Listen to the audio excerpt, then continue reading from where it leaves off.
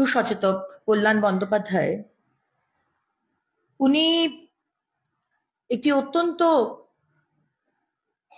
কি বলবো আপত্তিকর স্টেটমেন্ট করেছেন। উনি একটি মঞ্চ থেকে বলেছেন যে সংখ্যালঘু সম্প্রদায়ের মানুষ, স্পেসিফিক্যালি মুসলমান ভাই বোনেরা, ভাইরা যারা নামাজ পড়বেন, যারা যেখানেই নামাজ পড়বেন সেই জায়গাটাই ওয়াকাফের আন্ডারে চলে আসার সেই স্বাধীনতা আছে। এবং তারপরেই আমরা দেখলাম তৃণমূল কংগ্রেসের সম্মানীয় মন্ত্রী সিদ্দিকুল্লাহ চৌধুরী মহাশয় বললেন যে সারা দক্ষিণ কলকাতার প্রায় সমস্ত দক্ষিণ কলকাতার জমি নাকি ওনাদের ছিল ওয়াকাফ বোর্ডের আন্ডারে। সংখ্যালঘু সম্প্রদায় থেকে কেউ কেউ আবার এটাও বলতে শুনলাম যে রাজভবনও নাকি ওয়াকাফ বোর্ডের আন্ডারেই ছিল। তো আমাদের আশঙ্কা, পশ্চিমবঙ্গের হিন্দুদের, আমার মতো হিন্দুদের, আমাদের আশঙ্কা হচ্ছে যে আগামী দিনে মুখ্যমন্ত্রী মমতা বন্দ্যোপাধ্যায় এবং তার সরকারের আন্ডারে কালীঘাটের মন্দিরও যে ওয়াকাফ প্রপার্টির আন্ডারে, সেটাও বোধহয় তারা দাবি করতে পারেন। এবং আমরা অবাক হয়ে গেলাম যে এইরকম স্টেটমেন্ট দেওয়ার পরেও, যেখানে কল্যাণ বন্দ্যোপাধ্যায় কোনো নভিস, কোনো জুনিয়র, কোনো রাজনীতিবিদ নয়, অত্যন্ত সিনিয়র পজিশনে তৃণমূল কংগ্রেসের রয়েছেন উনি, এই ধরনের ইরেসপন্সিবল স্টেটমেন্ট দিয়ে যে যেখানেই মুসলমানরা নামাজ পড়বেন, মানে কালকে আপনার বাড়ির সামনে যদি নামাজ পড়েন তাহলে আপনার বাড়িটাও কিন্তু ওয়াকফ বোর্ড তাদের এটা দাবি করতে পারে। আমার বাড়ির সামনেও যদি এসে নামাজ পড়ে সেটাও কিন্তু ওয়াকফ বোর্ড দাবি করতে পারে যে সেটা তাদের জমি। এটাই কি কল্যাণ বন্দ্যোপাধ্যায় বলতে চাইছেন? বা সিদ্দিকুল্লাহ চৌধুরী মহাশয়, উনি আপনি এই ধরনের স্টেটমেন্ট করে কি বলতে চাইছেন? এবং মমতা বন্দ্যোপাধ্যায় কোনো স্টেটমেন্ট নেই, কোনো পানিশমেন্ট নেই, কোনো এক্সপালশন নেই এই ধরনের নেতৃত্বের, স্পেশালি কল্যাণ বন্দ্যোপাধ্যায়ের। আপনি কি মেসেজ দিতে চাইছেন আর কাদেরকে এই মেসেজটা দিতে চাইছেন? সারা দক্ষিণ কলকাতায় রেড রোডে নামাজ পড়ে, তার মানে কি বলতে চাইছেন রেড রোডটাও ওয়াকফ বোর্ডের আন্ডারে চলে আসবে? বালিগঞ্জে যেখানে আমি থাকি সেখানে বহু জায়গাতে রাস্তায়, Ballygunge পশেস্ট area, one of the পশেস্ট area, রাস্তায় নামাজ পড়া হয় শুক্রবার, সেটাও কি ওয়াকফ বোর্ডের আন্ডারে চলে আসবে? মাননীয় মুখ্যমন্ত্রী চুপ করে থেকে কি মেসেজটা দিতে চাইছেন? আমাদের যে ওয়াকফ বিল আনা হচ্ছে বা যে ওয়াকফ বোর্ড যে আছে, তার মধ্যে আপনাদের আমি তিনটে বিষয়ে আপনাদের সামনে আনতে চাই। ওয়াকফ ধারাতে ৩ নম্বর ধারায় এখানে বলা হচ্ছে যে আগেকার, এখন অ্যামেন্ডমেন্টটা নয়, আগেকার, সেখানে বলা হচ্ছে যে যদি ওয়াকফ বোর্ড মনে করে যে আপনার বাড়ির সামনে জমিটা ওয়াকফ বোর্ডের, তাহলে কিন্তু তারা সেই জমিটা নিয়ে নিতে পারে। এটা ৩ নম্বর ধারায় এটা বলা হচ্ছে। এবং এখানে বলা হচ্ছে যে এখানে কোনো প্রমাণের দরকার নেই। ওয়াকফ বোর্ড যদি চিন্তা করে নেয় যে এই জমিটা ওয়াকফ বোর্ডের ছিল, ওয়াকফ বোর্ডের আন্ডারে থাকার কথা, তাহলে প্রমাণের দরকার নেই, ওয়াকফ বোর্ড সেটা নিয়ে নেবে। এই রকম নিয়ম থাকার পরেও এই রকম বিলের রেজলিউশন আনা হচ্ছে, এই বিলের এগেনস্টে অ্যামেন্ডমেন্ট যে করা হচ্ছে, আমাদের কেন্দ্র সরকার, মাননীয় প্রধানমন্ত্রী যে অ্যামেন্ডমেন্ট আনছেন তার প্রতিবাদ করে রেজলিউশন আনছেন বিধানসভায়। মানে উনি চান যে হিন্দুদের যে জমি বা সাধারণ মানুষের যে জমি বা ঘর বা মন্দির, যদি ওয়াকফ বোর্ড বলে যে এই জমি ওয়াকফ বোর্ডের ছিল, ওয়াকফ বোর্ড এটা নেবে, তাহলে আপনি কিন্তু এখানে এই 3 নম্বর ধারা অনুযায়ী আপনি বলতে পারবেন না। মুখ্যমন্ত্রী এটাকে সমর্থন করছেন। এই কারণেই বলছি সমর্থন করছেন, কারণ অ্যামেন্ডমেন্ট যেটা আনছেন মাননীয় প্রধানমন্ত্রী, তার বিরোধিতা করে উনি প্রস্তাব আনছেন বিধানসভায়। এই ওয়াকফের 40 নম্বর ধারায় বলা হচ্ছে যে আপনার বাড়ির সামনের জমি বা আপনার বাড়ির জমিটা ওয়াকফ নিয়ে নিল। 40 নম্বর ধারায় বলা হচ্ছে প্রমাণ করার দায়িত্ব আপনার, ওয়াকফের নয়। ওয়াকফ বোর্ড কোনো প্রমাণ দেবে না যে তাদেরই যে জমি, ওটা আপনার জমি, যে আপনার যে জমি আপনাকে সেটা প্রমাণ দিতে হবে। কি অদ্ভুত! আর সেটার সমর্থন করে, যেটা কমই হওয়া উচিত, মুখ্যমন্ত্রী সমাবেশ করছেন ওয়াকফ বিলের সমর্থনে। 85 নম্বর ধারাতে আপনি যদি কনভিন্স করতে না পারলেন ওয়াকফ বোর্ড ট্রিবিউনালকে, তাহলে ওয়াকফ বোর্ড তো নিয়ে নেবেই, এবং সুপ্রিম কোর্টের ক্ষমতা নেই ওয়াকফ বোর্ড ট্রিবিউনালের এগেইনস্টে গিয়ে কথা বলার। এই রকম যে নিয়ম রয়েছে ওয়াকফ বোর্ডে, সেইটা চেঞ্জ করা দরকার করে আমাদের মাননীয় প্রধানমন্ত্রী যে অ্যামেন্ডমেন্ট বিল পাস করছেন, আজকে মুখ্যমন্ত্রী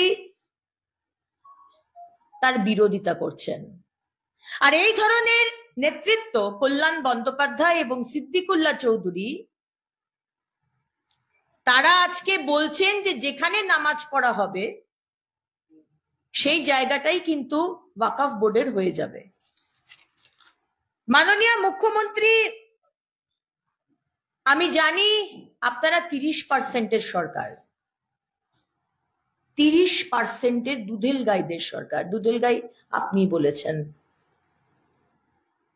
এবং এই কারণে আজকে ইন্টারন্যাশনাল ফেন্সিং এর জমি দেওয়া হয় না বিএসএফ কে, যাতে অনুপ্রবেশকারীরা ঢোকে।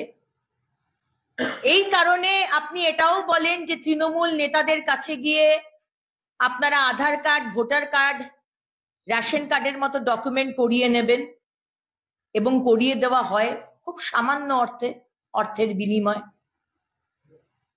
এবং তারপরেও আমরা দেখছি আজকে যে আপনি ক্রকোডাইল টিয়ার্স ঝরাচ্ছেন না, এই যে বলেছেন আপনি নাকি কথা বলেছেন ইস্কনের সাথে, এই 2024-এর মে মাসে ভোটের আগে আপনি ভারত সেবাশ্রমের কার্তিক মহারাজ, রামকৃষ্ণ মিশন এবং অন্যান্য হিন্দু সংগঠন, সনাতনী সংগঠনের এগেইনস্টে কিভাবে অসত্য কথা বলেছেন এবং মানুষকে বিভ্রান্ত করার চেষ্টা করেছিলেন, আমরা সব জানি সেটা। আজকে আপনি আবার করে রাজনীতি করছেন মুখ্যমন্ত্রী। আপনি বলেছেন একটা রুটি আমরা ভাগ করে নেব, ওই দেশ থেকে যারা আসুক অসুবিধা নেই, আমরা একটা রুটি ভাগ করে নেব। আপনার বলতে অসুবিধা কোথায়? হিন্দু কথাটা বলতে অসুবিধাটা কোথায়? আপনি একবারও কিন্তু হিন্দু কথাটা উচ্চারণ করছেন না, আর একটা রুটি ভাগ করে নেবার কথা বলছেন। আপনি কোথা থেকে একটা রুটি ভাগ করে নেবার কথা বলছেন? আজকে দ্বিতীয় বাংলাদেশের মতো পরিস্থিতি হয়ে গেছে আজকে পশ্চিমবঙ্গ, যেখানে আপনি রোহিঙ্গা আর অনুপ্রবেশকারীদের ঢুকিয়েছেন। পশ্চিমবঙ্গের মানুষ তারা খেতে পাচ্ছে না, আপনি আবার ওখান থেকে বলছেন একটা রুটি ভাগ করে নেব। হ্যাঁ, আজকে আপনি রাজনীতি করছেন, আপনি বলছেন মাননীয় প্রধানমন্ত্রীর পার্লামেন্টে এসে স্টেটমেন্ট দেওয়া দরকার। কিসের রাজনীতি আপনি করছেন? আপনি কোন কেন্দ্র সরকারের সম্মান রেখেছেন? 21শে জুলাইয়ের মঞ্চ থেকে আপনি বললেন ঠক ঠক কেউ করলে ইন্টারন্যাশনাল বর্ডার খুলে দেওয়া হোক, সবাই চলে আসুক। আজকে আপনি দেখাচ্ছেন যে আপনি কেন্দ্র সরকার যা বলবে আমরা সেটাতেই সহমত। 21শে জুলাইয়ের মঞ্চ থেকে যখন স্টেটমেন্ট দিয়েছিলেন তখন কোথায় ছিল আপনার কথা? আজকে আপনি রাজনীতি করছেন কিছু ব্রাউনি পয়েন্টস পাওয়ার জন্য। মাননীয় মুখ্যমন্ত্রী, যে মাননীয় প্রধানমন্ত্রী কেন স্টেটমেন্ট দিচ্ছেন না? কেন আমাদের বিদেশ মন্ত্রী, বিদেশ মন্ত্রক, ডেপুটি মিনিস্টার স্টেটমেন্ট দেননি? আমরা কন্ডেম করিনি? হিন্দুদের যে অত্যাচার, যে অসম্মান, মার্ডার হচ্ছে, আমরা বলিনি? আমরা কন্টিনিউয়াসলি বলে গেছি। আপনি আজকে ফেডারেল স্ট্রাকচার, কেন্দ্র সরকারের খুব সম্মান দেখাচ্ছে না? যখন তিস্তার ট্রিটি হয়েছিল তখন আপনি কি করেছিলেন মনে আছে? কেন্দ্র সরকার যে চুক্তি করেছিল আপনি তার অসম্মান করেছিলেন, আপনি মানেননি। আর সেই সময়তে কংগ্রেসের মনমোহন সিংজি সরকার ছিল, আপনি তাকে অপেক্ষা করিয়েছিলেন, এতটা অসম্মান আপনি করেছিলেন। মাননীয় মুখ্যমন্ত্রী, আপনি এবং আপনার সরকার তুষ্টিকরণের রাজনীতি করেন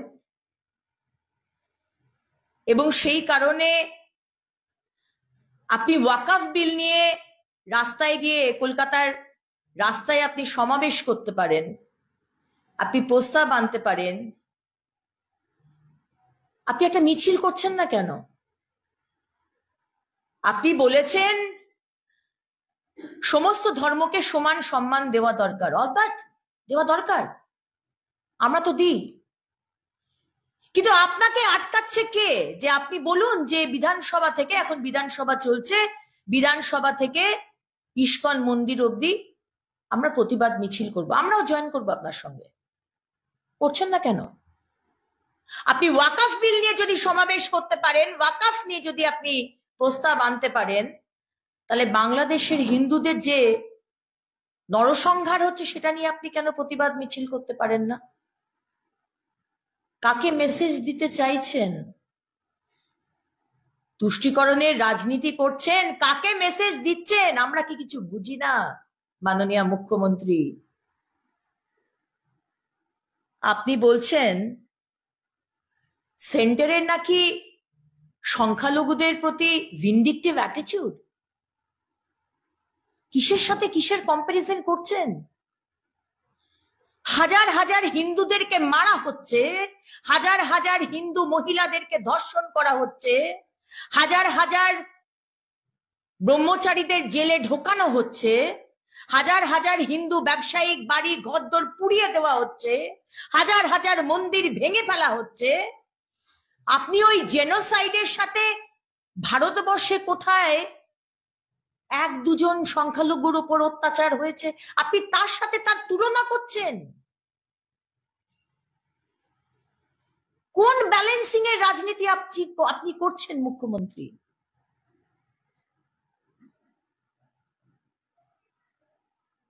আজকে যে অ্যান্টি হিন্দু ন্যারেটিভ মোহাম্মদ ইউনূসের সরকার ওখানে সাপোর্ট করছেন, মৌলবাদীদের যে তাণ্ডব, যে অত্যাচার মোহাম্মদ ইউনূস সাপোর্ট করছেন,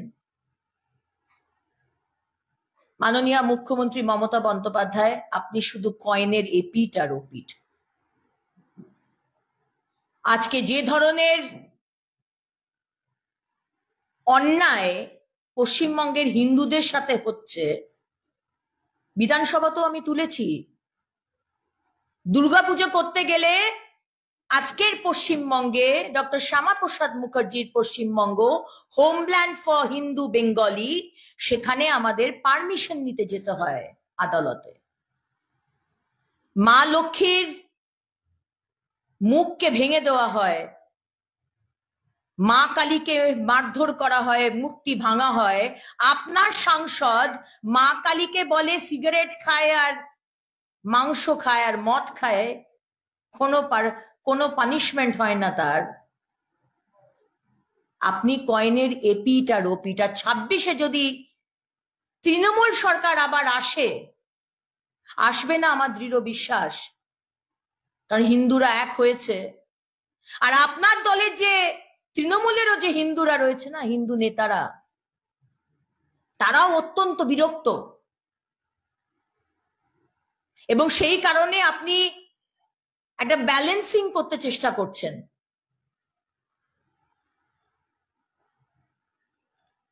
মুখ্যমন্ত্রী আপনি বলেছিলেন যে আন্দোলন লগ্নে আপনার নাকি জন্ম। সিএ এর সময় যদি আন্দোলন হতে পারে, পাক সার্কাস যদি জ্যাম করে দিতে পারেন, সরকারি সম্পত্তিতে আগুন লাগিয়ে দেওয়ার পর যদি কারুর শাস্তি না হতে পারে, তাহলে মাননীয় মুখ্যমন্ত্রী আপনি বলছেন সমস্ত ধর্মকে সম্মান দেওয়া দরকার। তাহলে হিন্দু ভাই বোনদের যখন কচু কাটা করা হচ্ছে, তখন সেটা নিয়ে আন্দোলন কোথায়? তখন আপনি ক্রকোডাইল টিয়ার্স ঝরাচ্ছেন, কেন্দ্র সরকারের ঘাড়ে দোষ চাপাচ্ছেন। তাই গ্যালারি শো করা বন্ধ করুন। হাততালি পাওয়ার রাজনীতি আর তুষ্টিকরণ আর তোষণের রাজনীতি বন্ধ করুন। পশ্চিমবঙ্গের হিন্দুরা একজোট হচ্ছে। পশ্চিমবঙ্গের হিন্দুরা মাননীয় প্রধানমন্ত্রীর কথা এক হ্যায় তো সেফ হ্যায় আমরা হৃদয়ে নিয়ে নিয়েছি, এবং আমরা জানি যে আজকে বাংলাদেশে যেটা হচ্ছে না, সেটা আমাদের দোরগোড়া এসে গেছে। আজ যদি মমতা ব্যানার্জি আপনার মতো নেতৃত্ব, অখিলেশের মতো নেতৃত্ব, হেমন্ত সোরেনের মতো নেতৃত্ব, কেজরিওয়ালের মতো নেতৃত্ব, রাহুল গান্ধীর মতো নেতৃত্ব, যারা হিন্দুদেরকে ওই ইংরেজদের মতো ডিভাইড অ্যান্ড রুল পলিসিতে ধর্ম, জাত, বর্ণ সবসময় ভাগ করে রাখতে চেয়েছেন, আর নয়। এবং আবার করে আজকে যে প্রেস কনফারেন্স যে বিষয়ে ডাকা, কল্যাণ বন্দ্যোপাধ্যায়কে যদি মুখ্যমন্ত্রী আপনি যদি মনে করেন যে আপনি সমস্ত ধর্মকে সম্মান দেন, তাহলে কল্যাণ বন্দ্যোপাধ্যায় যে কথা বলেছেন যে যেখানেই মুসলমানরা, সংখ্যালঘুরা যেখানে নামাজ পড়বে সেইখানটাই হয়ে যাবে ওয়াকফ বোর্ডের সম্পত্তি, কল্যাণ বন্দ্যোপাধ্যায়কে আপনি এক্সপেল করুন, আপনি দল থেকে এক্সপেল করুন। আপনি মেসেজ দিন যে এই ধরনের ইরেসপন্সিবল স্টেটমেন্ট আপনার দলের, আপনি আজকেও বলেছেন এরকম ইরেসপন্সিবল স্টেটমেন্ট বিভিন্ন জায়গা থেকে করা হচ্ছে। আপনি কল্যাণ বন্দ্যোপাধ্যায়ের নাম করেননি, আপনি জেনারেলি বলেছেন। সেটা সহ্য করা হবে না, সেটা অবশ্য আপনাদের পারিবারিক লড়াইয়ের জন্য আপনি বলেছেন। কিন্তু কল্যাণ বন্দ্যোপাধ্যায়কে যদি আপনি এক্সপেল করেন, তাহলে আমরা বুঝবো যে হ্যাঁ, আপনি যে তোষণ নীতি করেন বা দুধেল গাইদের যে এক্সট্রা প্রিভিলেজ সবসময় দেন না, আপনি হিন্দুদের বিরুদ্ধে বা অপমান করে, বা যেটা আমরা হিন্দুরা ভাবছি যে আপনি আমাদের জমি জমা সবকিছু কেড়ে নেবার, সবকিছু সংখ্যালঘুদের দিয়ে আমাদের পূর্বপুরুষদের যে অবস্থা হয়েছিল, ভিটে মাটি ছেড়ে তাদেরকে চলে আসতে হয়েছিল, পালিয়ে আসতে হয়েছিল, আপনি আপনার ভোট ব্যাংকের জন্য আপনি সেটাই করতে চলেছেন। যদি না এক্সপেল করেন, যদি না অ্যাকশন নেন, যদি না মিছিল করেন, তাহলে আমরা কিন্তু এটাই ধরবো যে আপনি সেটাই চাইছেন। ভোট ব্যাংকের জন্য আপনি তুষ্টিকরণের রাজনীতি করছেন। ভোট ব্যাংকের জন্য আমাদের পূর্বপুরুষরা যেভাবে বাংলাদেশ থেকে পালিয়ে আসতে হয়েছিল, আপনি চাইছেন যে হিন্দু শূন্য পশ্চিমবঙ্গ হোক, হিন্দু শূন্য। আর সেটাই হতে চলেছে যদি 26 এই মমতা ব্যানার্জির সরকারকে না সরানো হয়। তাহলে আপনি যেভাবে যাচ্ছেন মুখ্যমন্ত্রী, আপনার দলের যে ডিরেকশন, সেখানে এটাই দাঁড়াচ্ছে যে আপনি ভোট ব্যাংকের জন্য you can go to any extent, এটাই বলার ছিল।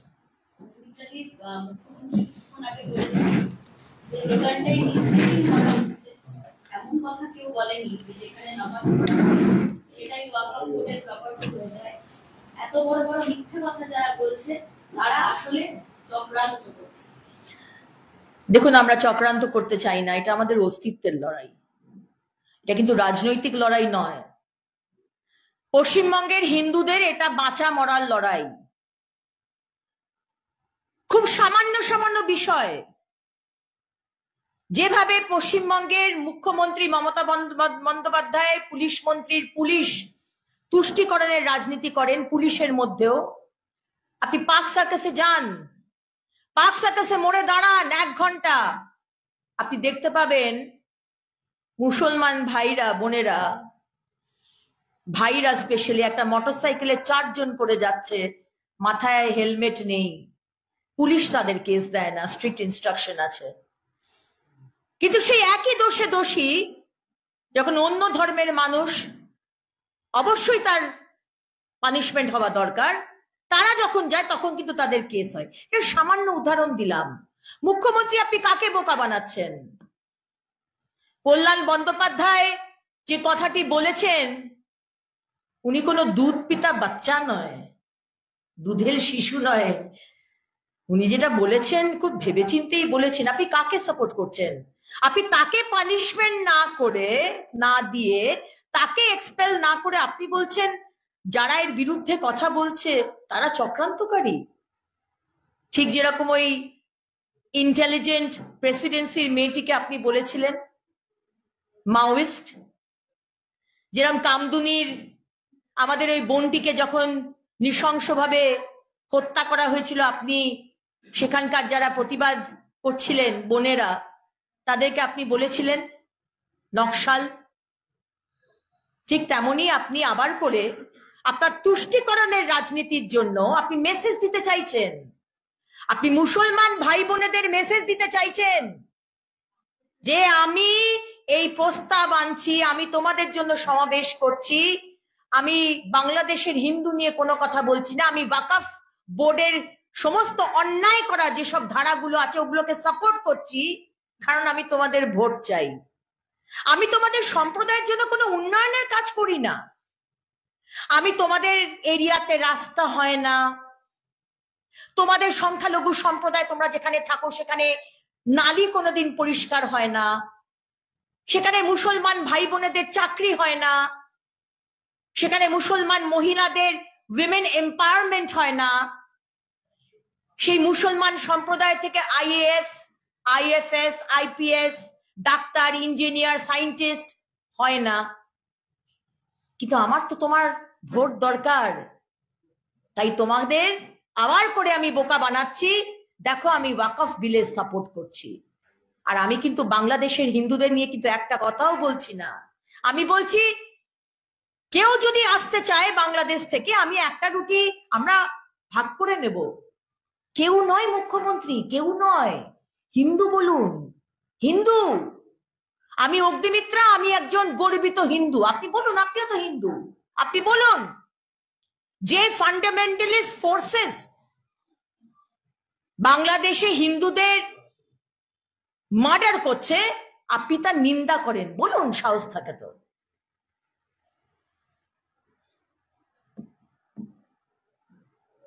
কিছুক্ষণ আগে মন্ত্রিগোষ্ঠীর সঙ্গে তিনি বৈঠক করেছেন, গ্রামের পেয়েছি জল কেন্দ্রের দিকে আবার দোষারোপ করেছেন। বলা হচ্ছে যে জলের পাইপ এটা নিয়ে কেউ কেউ চলে যাচ্ছে, সেচের কাজে ব্যবহার করছে। এটা বরদাস্ত করা হবে না। পুলিশকে নন কম্প্রোমাইজ ওয়েতে কাজ করতে হবে, পলিটিক্যাল কালার না দেখে কাজ করুন। দেখুন, 2-3 দিন আগেকার ঘটনা, এই যে সংখ্যালঘুদের নিয়ে মুখ্যমন্ত্রী এত তুষ্টিকরণের রাজনীতি করেন, আমি আজকেও প্রশ্ন রেখেছি। আমাদের মুর্শিদাবাদে যে ঘটনাটি ঘটলো, জায়গাটার নামটা আমি ভুলে যাচ্ছি, যেখানে হলো আমাদের না, মুর্শিদাবাদে যে কার্তিক পুজো নিয়ে হলো, বেলডাঙ্গায় যে লাইটের আলোকসজ্জাটা করেছিল, যেখানে মুসলমানদের ভগবানকে নিয়ে, আল্লাহকে নিয়ে বা তাদের গুরুকে নিয়ে খারাপ কথা লিখেছিল, মুখ্যমন্ত্রী আপনি আজকেও একটি মিথ্যে কথা বলেছেন বিধানসভায় এই কিছুক্ষণ আগে। আপনি একবারও বলেননি যে যে ওই আলোকসজ্জাটি করেছিল সেও নিজেও কিন্তু একজন মুসলমান। আপনার পার্টির বিধায়ক ডক্টর হুমায়ুন কবির কদিন আগে উনিও এই কথাটা বলেছেন যে মারছে মুসলমান, মরছে মুসলমান। একটা কথা বলতে ভুলে গেছেন ডক্টর হুমায়ুন কবির, মরছে হিন্দুরাও। আজকে বেলডাঙ্গাতে যাদেরকে অ্যারেস্ট করা হলো 8 জন, তারা কেউ এই ঘটনার সাথে জড়িত নয়, তারা নিরীহ। আসল যারা দোষী তাদেরকে অ্যারেস্ট করলেন না কেন মুখ্যমন্ত্রী? আজকে যার জন্য যে ওই আলোকসজ্জাটা তৈরি করেছে মুসলমানদের ভগবানকে গালাগাল দিয়ে, সে নিজে একজন মুসলমান, তাকে অ্যারেস্ট করলেন না কেন? যে ভিডিও আমাদের কাছে এসেছিল ঠিক তারপর পর একজন মুসলমান সে বলছে দাঙ্গা লাগাবার কথা, যে যেখানে আছো চলে আসো বেলডাঙ্গায় মুর্শিদাবাদে, হিন্দুদেরকে সাবাক শেখাতে হবে, তাকে অ্যারেস্ট কি করেছেন? করেননি। আজকে যখন রাত্রিবেলায় এই ঘটনা ঘটে তখন আপনি পুলিশকে না পাঠিয়ে সিভিক ভলেন্টিয়ারকে পাঠিয়েছিলেন কেন? উত্তর দিন মুখ্যমন্ত্রী। এবং এই রোলের পিছনে সেখানকার থানার আইসির কি রোল ছিল সেটাও সাধারণ মানুষ জানতে চায়, উত্তর দিন। আজকে যখন বাংলাদেশের হিন্দুদেরকে মারা হচ্ছে, আপনার কোনো স্টেটমেন্ট নেই, কিন্তু আপনার মুখ দিয়ে স্টেটমেন্ট বেরোচ্ছে যে দাঙ্গা হতে পারে। আপনি আগে থেকেই জেনে যাচ্ছেন কখন দাঙ্গা হবে। সুতরাং মুখ্যমন্ত্রী, আপনার রোল, আপনার পুলিশের রোল, আপনার প্রশাসনের রোল অত্যন্ত সন্দেহজনক। আমি যে প্রশ্নগুলো রাখলাম আশা করি মুখ্যমন্ত্রী আপনি উত্তর দেবেন। আর এই চুরির ক্ষেত্রে সংখ্যালঘু সম্প্রদায়ের কথা বলতে বলতে এই কথাতে চলে এলাম। 3 দিন আগে একজন মুসলমান ভাই, সংখ্যালঘু সম্প্রদায়ের ভাই, 5,000 টাকা দিয়েছিল তৃণমূলের নেতাদের আবাসের বাড়ির জন্য। বাড়ি সে পায়নি। টাকাটা নিয়ে যখন টাকাটার জন্য সে গেছে বা বলতে গেছে, তখন তৃণমূলের নেতারা তাকে পিটিয়ে খুন করেছে। দুর্নীতি সর্বত্র। আপনি নিজেকে সমস্ত দুর্নীতি থেকে আলাদা রাখতে চাইছেন। বাংলার মানুষ এটার বিশ্বাস করে না। প্রতিটা দুর্নীতির মধ্যে আপনার নেতৃত্ব আছে। আপনি মুখ্যমন্ত্রী, আপনি সব জানেন। পুলিশকে দিয়ে যে দুর্নীতি করাচ্ছেন, রাজীব কুমারকে বলছেন তুমি করো না, তোমার নিচের যারা পুলিশ অফিসার তাদেরকে তুমি দেখো না, আপনি জানেন সব। It's completely eyewash. Partha Chattopadhyay যে কোটি কোটি টাকার শিক্ষা দুর্নীতি করেছে আপনি সব জানেন। He was your second in command, আপনি সব জানেন। জ্যোতিপ্রিয় বাবু যে রেশন দুর্নীতি করেছেন কোটি কোটি টাকার, আপনি সব জানেন মুখ্যমন্ত্রী। পিএইচির যে জল চুরি করা হচ্ছে আমার আসানসোল দক্ষিণে, বল্লভপুর পঞ্চায়েত 5,000 টাকা করে নিচ্ছে, নোট করে নিন। পিএইচি জল সাপ্লাই করে, কিন্তু পিএইচির পারমিশন না নিয়ে বাড়ি বাড়িতে জল দেওয়া হবে। বল্লভপুরের তৃণমূলের পঞ্চায়েত, তারা 5,000 টাকা করে নিচ্ছে বাড়ি বাড়িতে। আজ অব্দি জলও পৌঁছয়নি, পাইপও পৌঁছয়নি। সুতরাং মুখ্যমন্ত্রী, আগেও বলেছি, আর কতদিন বাংলার মানুষকে বুদ্ধু বানাবেন? আপনার ওই সাদা শাড়ি, ওই লিনেনের ধবধবে শাড়ি, 30,000 টাকা প্রায় যার দাম, তার মধ্যে রক্তের দাগ আছে আর তার মধ্যে কালো দুর্নীতির দাগও আছে। গন্ধ বেরোচ্ছে, দুর্নীতির গন্ধ বেরোচ্ছে আপনার পার্টি থেকে। বলছি রাষ্ট্রপুঞ্জে আলোচনা করে অবিলম্বে বাংলাদেশে শান্তি সেনা পাঠানো প্রয়োজন মুখ্যমন্ত্রী প্রস্তাব দিচ্ছেন এবং সেই প্রস্তাব প্রধানমন্ত্রীর কাছে পৌঁছান এভাবে দেখছেন। শান্তি সেনা তো আমাদের এখানে দরকার, পশ্চিমবঙ্গের দরকার।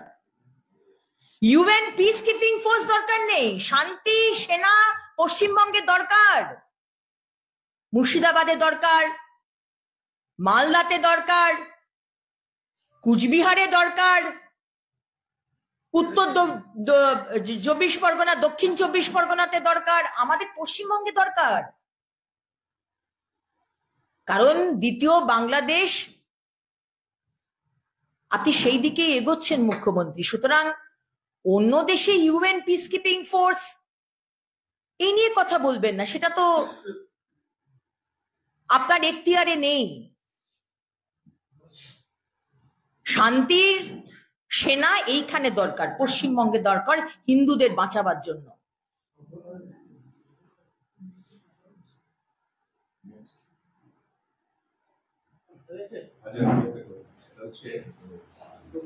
মুখ্যমন্ত্রী আর কি বলেছেন যে এমন ঘটনা চললে আমাদের লোককে ফিরিয়ে আনতে চাই, আমাদের লোককে ফিরিয়ে আনতে চাই, দরকারে একটা রুটি খাবো, কিন্তু আমাদের লোক অত্যাচারিত হোক সেটা চাই না।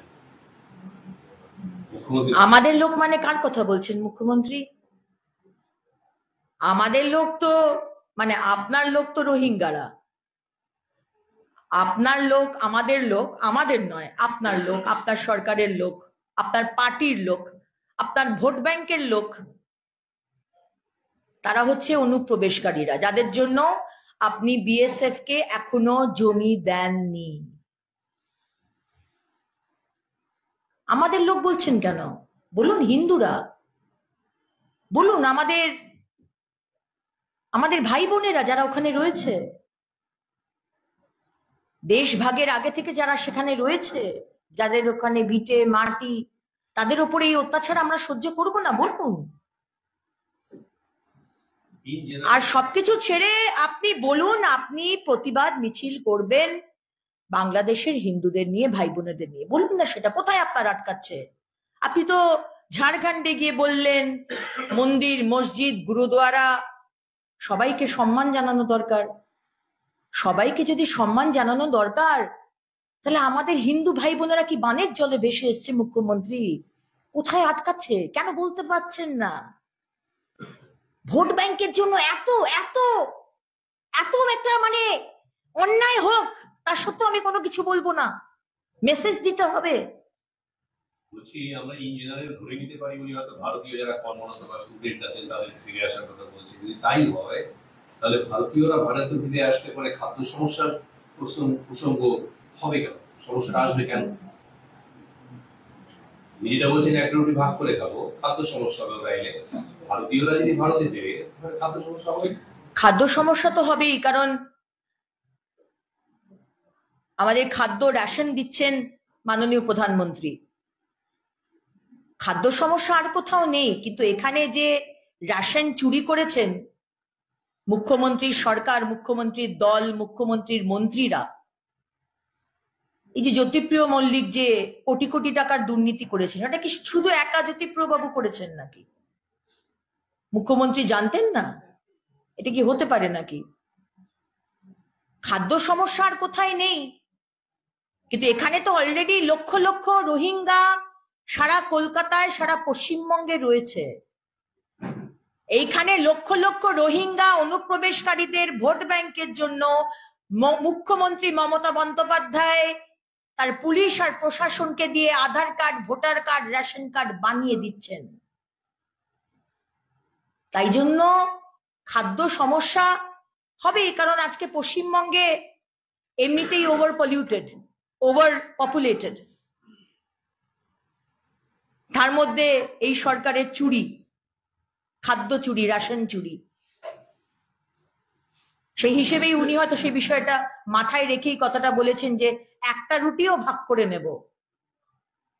আরেকটা বিষয় হচ্ছে এতদিন মুখ্যমন্ত্রী বাংলাদেশ নিয়ে খুব টেকনিক্যাল কিছু শব্দ ব্যবহার করতেন, যে দিল্লি যা করবে আমাদের তাদের সমর্থন আছে, কিন্তু আজকে হঠাৎ এই যে কথাগুলো বললেন রুটি ভাগ করে খাবো, রাষ্ট্রপুঞ্জে শান্তিরক্ষী বাহিনী যা ইত্যাদি ইত্যাদি, তাতে মনে হচ্ছে কি কোথাও বাংলাদেশ বিদের সেন্টিমেন্টটা অ্যাবসলিউটলি, এদের হাত ছাড়া হয়ে যাচ্ছে, অ্যাবসলিউটলি ঠিক ধরেছেন। চলে যাচ্ছে বলে আজকে এবং যেটা আমি বললাম আমার প্রেস কনফারেন্সে, তাঁর দলের যারা হিন্দু নেতারা রয়েছেন তারাও অত্যন্ত বিরক্ত। টিএমসির যে বি টিম বামফ্রন্ট, তাদের লোকেরাও অত্যন্ত বিরক্ত। বাংলার সাধারণ মানুষ, হিন্দুরা একজোট হচ্ছে, এক হ্যায় তো সেফ হ্যায়, বাংলার হিন্দুরাও কিন্তু বুঝে গেছে। এবং যেভাবে পুজোর সময়তে মেটিয়া বুরুজে মা দুর্গার পুজোর প্যান্ডেলে যে অত্যাচার হলো, কি আস্পর্ধা, হ্যাঁ কি আস্পর্ধা। ডক্টর শ্যামাপ্রসাদ মুখার্জির পশ্চিমবঙ্গে আজকে এসে বলার আস্পর্ধাটা কে দেয় এই মুখ্যমন্ত্রী ছাড়া, যে উলুধ্বনি বাজাবেন না, উলুধ্বনি দেবেন না, শঙ্খ বাজাবেন না, ঢাক বাজাবেন না, কারণ আমাদের নামাজের সময় এসেছে, সময় হয়েছে। হ্যাঁ কি আস্পর্ধা। রামনবমীর মিছিল করতে দেবে না, কি আস্পর্ধা। রামনবমীর মিছিল করলে 10 তলা থেকে বোতল ছুটছে, বাচ্চাদের উপরে, মহিলাদের উপরে পাথর ছুটছে, কি আস্পর্ধা। মা লক্ষ্মীর মূর্তিকে ভাঙচুর করা হচ্ছে, মা কালীর মূর্তিকে ভাঙচুর করা হচ্ছে রেগুলার। ধূপগুড়িতে 3টে মন্দিরকে ভেঙে দিল, কোনো পানিশমেন্ট নেই, পুলিশের কোনো অ্যাকশন নেই। আস্পর্ধা দেখিয়ে যান এই আস্পর্ধা মুখ্যমন্ত্রী। হিন্দুরা একজোট হচ্ছে, আপনি দুধেল গরুদের নিয়ে থাকুন, দুধেল গরুরাও আপনার থেকে মুখ ফেরাচ্ছে। আর যাতে মুখ না ফেরায় সেই কারণে আজকে এই মুর্শিদাবাদের বেলডাঙ্গার ঘটনা লিখে নিন, যাতে 2025-এ বেলডাঙ্গায় হিস্ট্রি বলছে, ইতিহাস বলছে, সেখানে 2 সম্প্রদায়ের মানুষ আনন্দ সহকারে কার্তিক পূজায় অনুষ্ঠানে অংশগ্রহণ করত, সেখানে একটা মেলা হয়, সেখানে তারা পার্টিসিপেট করত। কিন্তু আপনাকে যদি রাজনীতি করতে হয় এখানে তো সেটা চলবে না। সুতরাং আপনার সরকারের রোল অত্যন্ত কোয়েশ্চেনেবল। আরেকটা হচ্ছে মুখ্যমন্ত্রীর সঙ্গে অভিষেক বন্দ্যোপাধ্যায়ের দল নিয়ন্ত্রণের প্রশ্নে কোথাও একটা দ্বন্দ্ব চলছে বলে একটা ছবি সামনে আসছিল। একজন বলছেন আনুগত্য, একজন বলছেন শৃঙ্খলা, পারফরমেন্স। আজকে মুখ্যমন্ত্রী বিধায়কদের বৈঠকে বললেন দল পরিচালনার ক্ষেত্রে তিনিই শেষ। দেখুন, আমরা আজ বহুদিন ধরে শুনছি ব্যানার্জি পরিবারের মধ্যে বিরাট অশান্তি লেগেছে, সমস্তটাই ক্ষমতা দখল নিয়ে। মুখ্যমন্ত্রী নাকি ক্ষমতা ছাড়বেন না, অভিষেক ব্যানার্জি উনি ক্ষমতা এখনই দখল করতে চান, এবং তার হয়ে বিভিন্ন মানুষ, আমাদের হুমায়ুন কবির এমএলএ, তিনি যখন ওনাকে বলেন উনি ডেপুটি চিফ মিনিস্টার হওয়া উচিত, তাকে শোকজ নোটিশ দেওয়া হয়।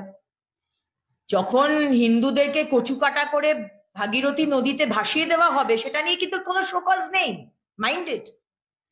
কিন্তু যখন অভিষেক ব্যানার্জিকে ডেপুটি চিফ মিনিস্টার করা হোক বললে তাকে শোকজ নোটিশ ধরানো হয়। এবং এর মধ্যেও আরো অনেক কথাই আমরা শুনেছি, কিন্তু এগুলো তাদের দলের আভ্যন্তরীণ বিষয়। আমার মনে হয় এগুলোর মধ্যে আমার বা আমার পার্টির না ঢোকাই ভালো। আর জিকরের মেডিকেল কাউন্সিলের মিটিং যদি ঘটনাটা হয় সেটা একটা হয়েছিল, তারপরে আজকে আবার হলো। কিন্তু ইন্টারেস্টিং জিনিস হচ্ছে যে অভিক দে যাকে চিঠি দিয়ে কাউন্সিল থেকে বহিষ্কার করা হয়েছিল, আজকের মিটিং এ দেখা গেল অভিক দে বসে আছে। আবার সেই প্রশ্নটা উঠলো যে সরকার ঘনিষ্ঠ কিছু লোককে ক্ষমতায় বসিয়ে রাখার জন্য যে ঘুম ধরেছিল সিস্টেমটার মধ্যে, সেই সিস্টেমটাকেই ধরে রাখার চেষ্টা হচ্ছে। দেখুন, আমার কদিন আগে অভয়ার বাবা দাদার সাথে আমার মেসেজে কথা হচ্ছিল।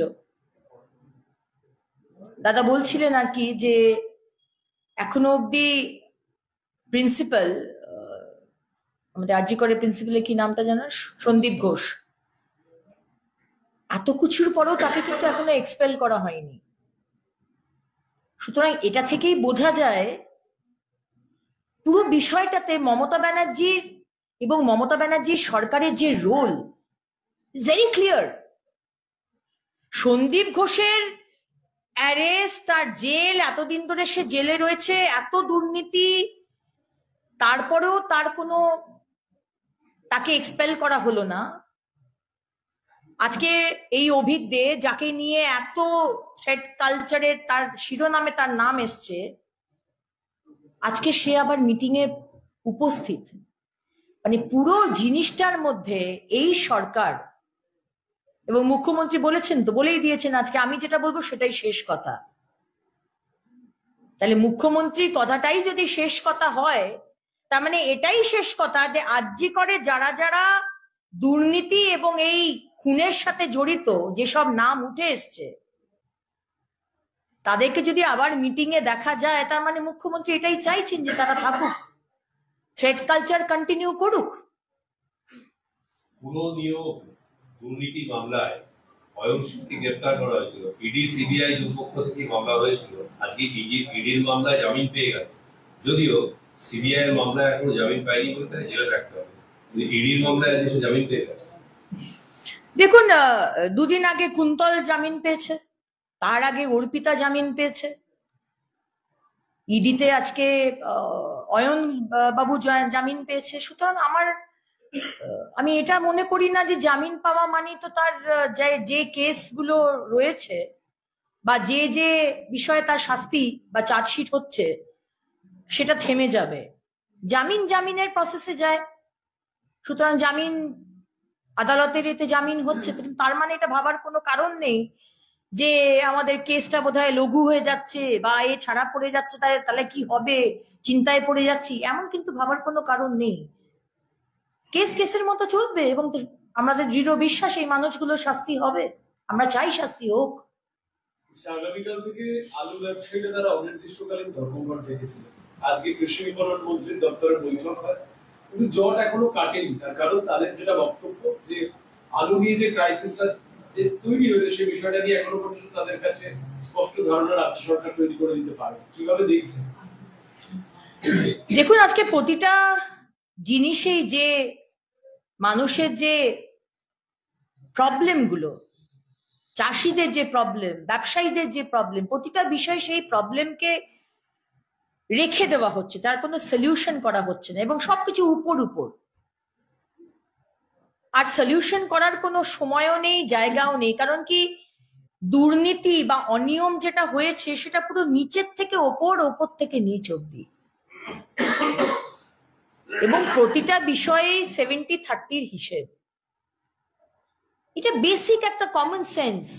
একটা সরকার চলছে যেখানে কোনো ইন্ডাস্ট্রি নেই, সুতরাং এই ধরনের চরম দুর্নীতি, সেটা আলু হোক, জল হোক, গাছ হোক, প্রতিটা ডিপার্টমেন্টে দুর্নীতি করে আজকে সরকার চলছে। সরকার মানে সরকারের লোকগুলো চলছে। সুতরাং এই জট ছাড়ানো যাবে না, ছাড়াবেও না। 26 অব্দি এই অরাজকতা চলবে। 26-এ বাংলার মানুষ মোদী সরকারকে নিয়ে আসবেন, আমাদের দৃঢ় বিশ্বাস। এবং তারপরে অন্য রাজ্যে, অন্য বিজেপি শাসিত রাজ্য যেভাবে উন্নয়নের পথে চলছে, শান্তির পথে চলছে, ইনফ্রাস্ট্রাকচারাল ডেভেলপমেন্টের পথে চলছে, অনুদানের পথে নয়, অনুদান তো থাকবেই, কিন্তু তার সাথে সাথে ইনফ্রাস্ট্রাকচারাল ডেভেলপমেন্ট, সেই দিকে পশ্চিমবঙ্গ যাবে। আইপ্যাককে কটাক্ষ মমতা বন্দ্যোপাধ্যায়, তো প্যাক জানি না, এলাকা ভিত্তিক অনেক ভুল তথ্য আসছে, আমি যে তথ্য পাবো সেই অনুযায়ী সিদ্ধান্ত নেব। এই প্যাক হাঁস দিয়েই তো অনেক কিছু করেছেন। এখন প্যাক আইপ্যাক জানি না এসব বললে তো হবে না। এই প্যাক হাঁস দিয়ে কিভাবে কাকে হুমকি দিতে হবে, কোন পুলিশকে দিয়ে কি নোংরা কাজটা করাতে হবে, ক্যামাক স্ট্রিটের অফিস থেকে তো সব নির্দেশ এখান থেকেই গেছে। তখন আপনি কোথায় ছিলেন? ওই আপনার সেই এক স্বভাব মুখ্যমন্ত্রী, আপনি কিছু জানেন না, বাকি সবাই দোষ। আপনি একদম honest, you are crystal clear, আপনার শাড়িটা একদম ধবধবে সাদা না, আপনি সবই জানেন। ওই মাঝে মাঝে সিচুয়েশনটাকে ইউটিলাইজ করে আপনি আপনার স্টেটমেন্টটা দেন, তাতে অবশ্য আমাদের কোনো কিছু যায় আসে না। সে প্যাক হাঁস থাকুক আর মুরগি আসুক, তাতে আমাদের কোনো কিছু যায় আসে না। সিদ্দিকুল্লাহ চৌধুরীকে মমতা বন্দ্যোপাধ্যায় বলেছেন আপনার কিছু কথা আমাদের পক্ষে আছে, কিছু কথা বিপক্ষে আছে। কি কথা আমি তো জানি না, কি বিষয়ে উনি কথাটা বলেছেন সেটা বলতে পারবো না। কিন্তু যখন সিদ্দিকুল্লাহ বাবু বলেন হাম দো হামারে চার, এবং মুখ্যমন্ত্রীর স্পিকটি নট যখন উনি কোনো স্টেটমেন্ট দেন না, তখন বোঝা যায় যে এই হাম দো হামারে চার বা সারা দক্ষিণ কলকাতার প্রত্যেকটা সম্পত্তি ওয়াকফ বোর্ডের, প্রায় ওয়াকফ বোর্ডের প্রত্যেকটা সম্পত্তি, আমাদের রাজভবনও ওয়াকফ বোর্ডের আন্ডারে, আগামী দিনে কালীঘাট মন্দিরকেও বলতে পারে ওয়াকফ বোর্ডের আন্ডারে। তো সবকিছুই হচ্ছে ওই একটাই টার্গেট, ভোট ব্যাংক, তুষ্টিকরণের রাজনীতি। পৃথিবী এদিক থেকে ওদিক হয়ে যাক, আমাকে মুসলমান সম্প্রদায়কে মেসেজটা দিতে হবে, তোমরা যা করো, যত অন্যায় করো বা যাই করো, সেটা অন্যায় হোক সেটা ঠিক হোক, আমি তোমাদের পাশে সবসময় আছি। আর হিন্দুরা কি হচ্ছে সেটা আমি সেই বিষয়ে কোনো কমেন্ট করব না। এটা হচ্ছে মুখ্যমন্ত্রীর স্ট্যান্ড। বাংলাদেশের প্রথা বিরোধী আন্দোলনের সময় আমরা বামেদের প্রতিবাদ দেখেছি, তাহলে বাংলাদেশের হিন্দুদের বেলায় তারা চুপ কেন? বাংলাদেশের হিন্দুদের বেলায় চুপ কারণ গাজার মায়ের, মানে গাজা স্ট্রিপে মায়ের চোখের জল, সেই ছবিটা তাহলে সামনে আসবে কি করে? আমাদের তাদের যে পত্রিকা, তাদের যে নিউজ পেপার, গণশক্তিতে হেডলাইন্স, মেন পেজের পেপারের ছবি হচ্ছে গাজা স্ট্রিপে, সেটাও দুঃখের, মায়ের কোলে মা কাঁদছে, কিন্তু স্টোনস থ্রো ডিস্টেন্সে যেখানে হিন্দু মায়েদের চোখের জল, তাদের ধর্ষণ করা হচ্ছে, বাড়ি জ্বালিয়ে দেওয়া হচ্ছে,